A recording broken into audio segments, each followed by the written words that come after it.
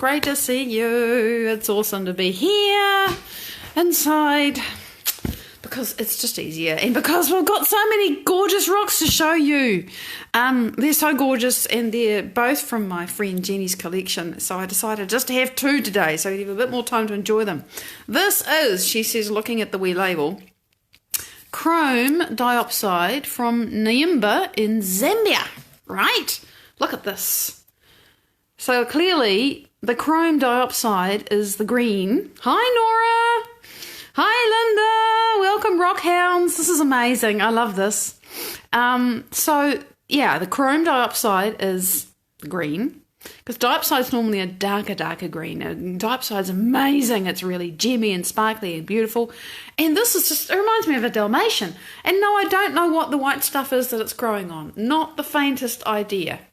It's got little fluffy bits on it, which I'm just removing. But isn't the shape beautiful? And, I mean, it's possible that this was cut or fractured in some way because that doesn't really look like a natural line. But, I mean, look at this. Even the bag. See, it's kind of textured and it's actually a little bit sparkly. But the shape is just glorious. Obviously, you have to imagine the inside of a cavity of rocks, right? So it's the inside of something. Morning, Sanchia. Morning. So it's just fabulous. Good morning, Linda. There's the sideways. It's like a little landscape with trees growing on it, really.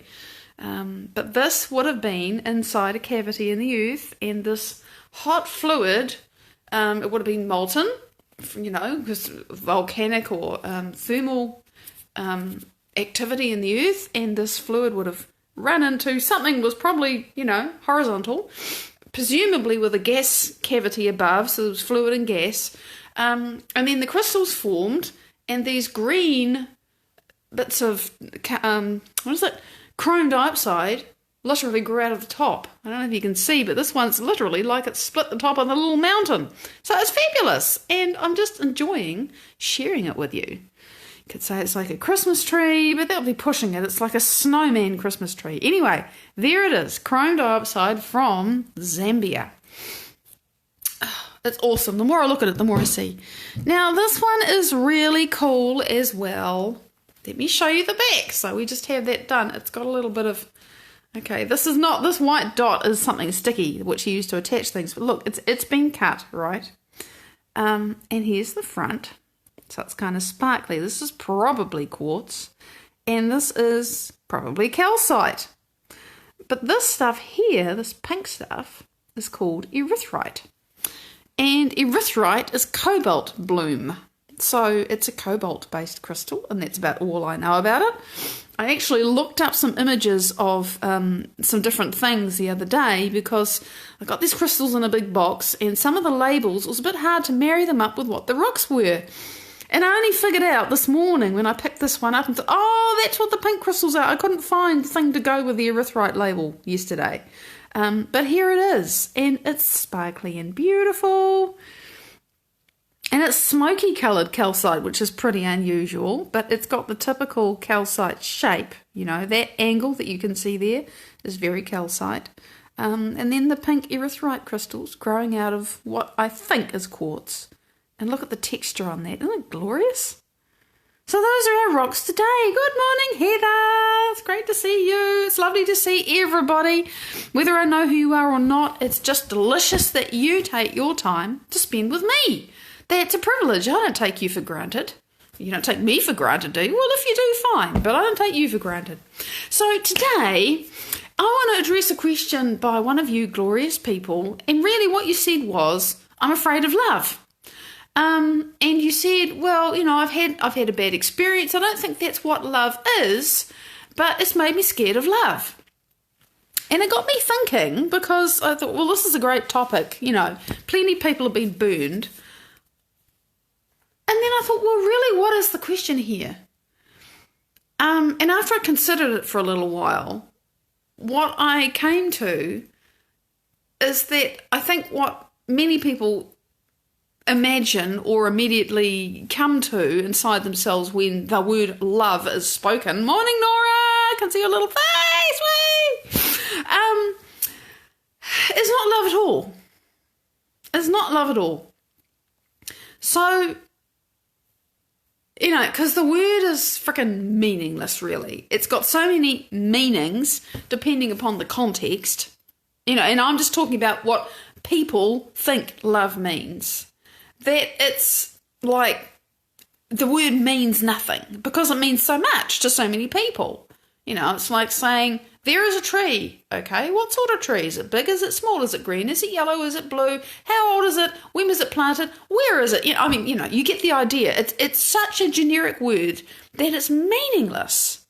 Really, it's just this thing. And you say the word love, and immediately every single person on the planet will have a different response inside themselves about what that word means to them. So let me talk about what I think love is, because that's all I can say is what I think, feel, believe, experience love is.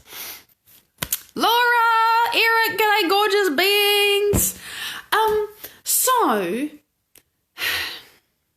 I think the first thing that I know for myself about love is that if I'm feeling fear, then I'm not feeling love. And if I'm feeling fear about somebody who says that they love me, then they don't love me. Because, how could... It just makes no sense. It makes no sense at all. Because love and fear are not the same thing. They're like the Tao, right? You really can't be in both at the same time. So if you're feeling fear, whatever you're feeling, it's not love. And I think, particularly in the context of romantic relationships, and this was the bit that I kind of extrapolated from what this beautiful being asked. Or they didn't actually ask a question, they just made a comment, and I thought this is a really good point. It was the extrapolation that I made, and doubt's a big word, thank you, darling, is that you're going through your life and presumably you're single, but this doesn't just happen to single people by any means, and somebody appears, however it happens, and suddenly you are in love with them, right? And they may not even know. I mean, if you're lucky, they know. Well, maybe if you're lucky, they know. But immediately there is this tension about, are they going to love me back? Should I say anything about it? Should I not say anything about it? What do? I feel this connection with a person, and suddenly doubt runs like wildfire. Totally does. And suddenly you're afraid if you're going to be accepted or rejected. And, and then whatever comes after that, if you don't make this distinction, you think this is love.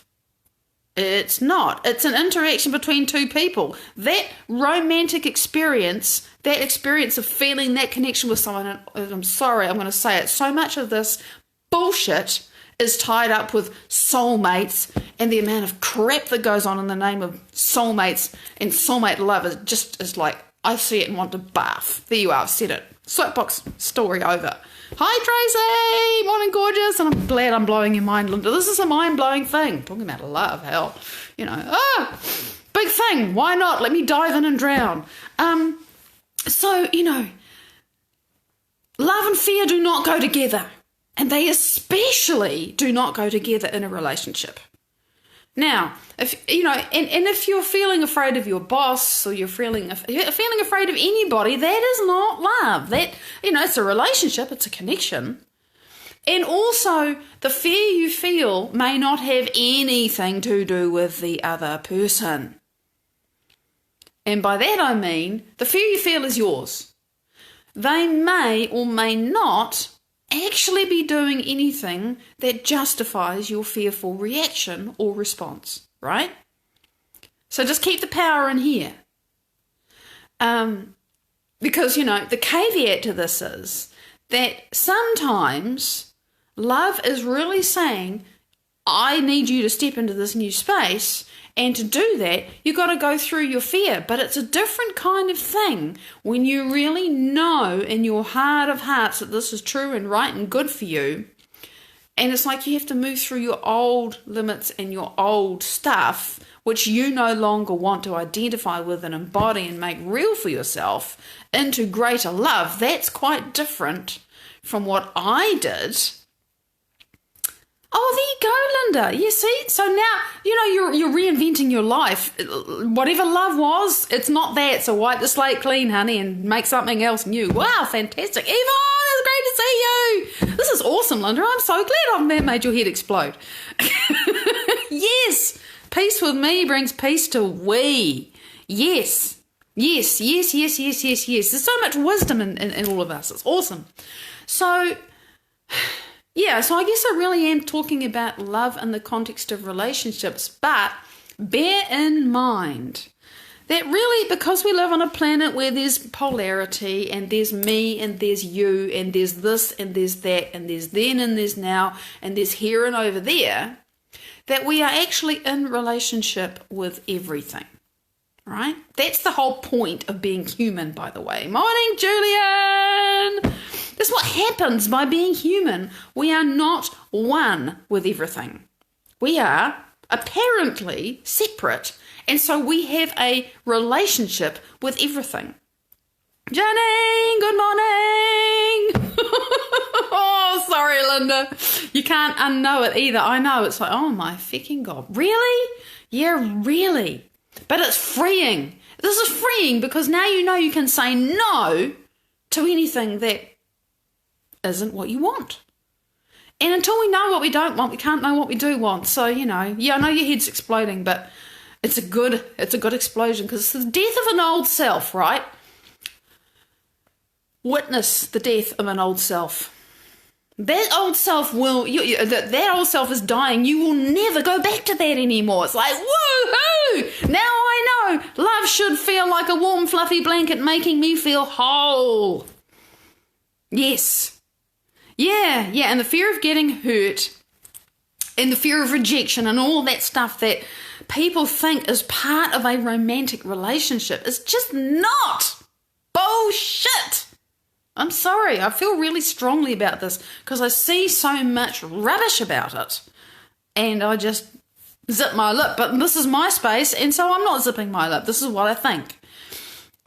Relationships are supposed to be peaceful, and when stuff comes up, and this is what it's like with me and my husband, soulmate, whatever. Yeah, burn the scrapbooks, honey, because it's time for a new life. It's time for a new book, and this is so exciting. Woohoo! So, my husband and I, we are what I would say are soulmates. And by that, I mean we recognise each other. It was instant. It was like we'd known each other forever, tra-la-la. But, and by the way, I mean, we have known each other for a very, very long time, blah, blah, blah, blah, blah. And it's like we have always been married and we never had a honeymoon period and a crash after that. It was just, this works.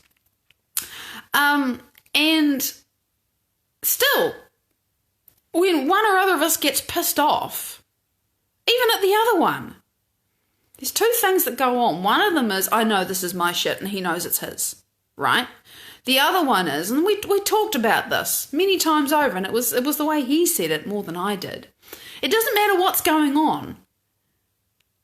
We want to come out of this still in love with each other and still feeling loved by each other. And so whatever the crap is, let's just figure it out. Hi, Roberta! And sometimes just figuring out means walking the hell away and leaving the other person to do their sorting. Because if you keep going, the person while they're still trying to sort their shit out, it's just more mess. Like, walk the hell away. I've had to learn to do that. I'm not for, a dog on a bloody bone. Pick the hell off and give them some space to take responsibility for themselves. And you do that for yourself. You have this sudden need to feel completely okay with the person all the time. It's one thing I've had to learn to do. Just let him be pissed off for a bit. He's going to take responsibility for himself. He's not going to dump it on you. That's the other thing we never, ever do. Never have ever done is say, you, blah, blah, blah, blah, blah. That's not love. Taking responsibility for myself, having an intention that whatever the interaction, we're going to come out of this in love with each other. And I don't mean ooshy-gooshy, hearts and flowers. I mean respect, meeting each other as equals, that whole thing. I should probably talk a day about that whole thing, because the assumptions that people make about what a relationship is like. And you see, already I've gone from love to relationship. I want to talk about really what I believe love is now. Because you can ask me a ton of questions about that if you want. You can say, you tell me the story. What was it like? And when we can do that tomorrow if you want. But I want to tell you my experience of love now, right? Love is not anything to do with romantic experience. You can have an experience of love within a romantic relationship, but that is not love. That is not love. What is love? Well, I can't answer that question properly either, but I'm going to tell you about my experience of love. And my experience of love is when I cease to be. Hari Kirtan, it's beautiful to see you, gorgeous. It's when I cease to be and I utterly dissolve into and surrender into the enormity and the infinity and the completeness and the wholeness and the intelligent love of the unified field. That is love to me. Now, why is that love to me? Because remember, this stuff that looks solid, that you know, poke yourself, the world, the stars, the galaxies, everything that looks like matter is 99.99999999999% space. It's empty. Now that empty space is not actually really empty at all. It's full of frequency and information. Everything. All of the mind of, the tiniest paramecium to the most advanced civilization through the whole of time and everything. All of that data is in there, and it's a lot of data. It's the mind of God. And it binds everything together, and it informs everything. Remember how I said yesterday that you can't even explain the healing of a cut on your body now without recognizing and acknowledging this unifying quantum thing that means that all of the cells in our bodies communicate at speed faster of light. Buna, good morning. That is love, because when I connect to that, I become all of that. And it's indescribable. Love is indeed being one with the unified field. But those words just don't tell you. You got to go do it. I can't describe it. Let me try. It really is a feeling. I disappear and I become everything. And, the energy sometimes that, it feels a little bit like chills, but it goes right through my body in waves. And then there's energy that I feel come through my body. And that's completely different. It's like something solid that's coming into all that 99.99999999999% space and fills it up and activates it and raises my frequency, and and I see patterns, and I'm just part of the pattern. And I don't mean with my eyes, I feel them. I was doing that this morning. It was amazing, just pattern. And it wasn't some people, a lot of people, I don't know, many people I think, see like circular geometric designs.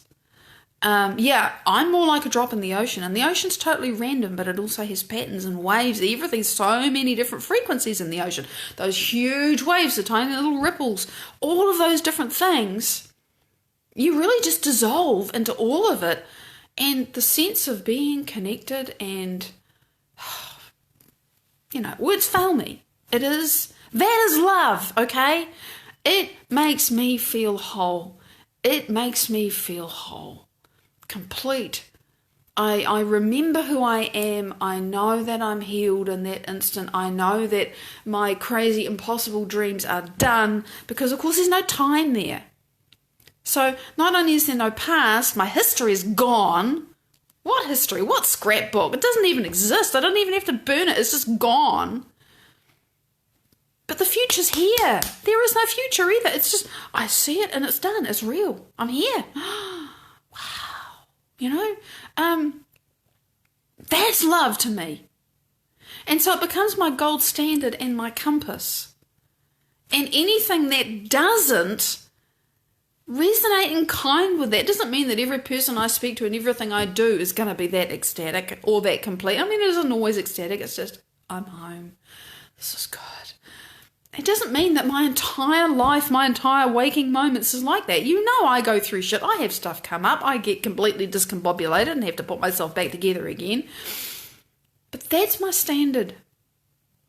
And if I'm choosing to be with somebody, if I'm creating a relationship, be it business, romantic, family, whatever, that I know is going to be around for a while, you're damn sure I'm going to create it with somebody that I feel is resonant to that kind of state of being. Because I'm not going to do it with somebody who's going to be difficult. Why the hell would I do that to me? That's just unpleasant, and that's not loving to me. Unity of consciousness, indeed. And these are wonderful words, and they're so true, Linda. And the funny thing is that until you've experienced it, they're almost meaningless. Because I know what I would have said, a couple of years ago. It's like, it's a great idea, honey. I have no idea what the hell you're talking about. So, this is me attempting to describe the indescribable. If you can describe it, it's only a tiny facet of the diamond. If you can't describe it, then you know what love is. But you can't explain it. It's a paradox. And I'm out of time. But you see, this is what drives me, because I want you to have this indescribable experience. Because there's nothing else like it. Nothing else. And once you're drunk from that deeper well, as my beloved Joe Dispenza says, nothing else satisfies you. You want to go back. I want more of that. And I do. So, fantastic question. I look forward to answering your comments. I wonder what we're talking about tomorrow. Big love. I'll see you then. In fact, actually, I nearly forgot. I am going to be back in 3.5 hours because I got something a little bit exciting to share with you and offer you. And it's cool. So, if you're around, check it out. If you're not, check it out later because I think you'll like it. Big love. Bye-bye.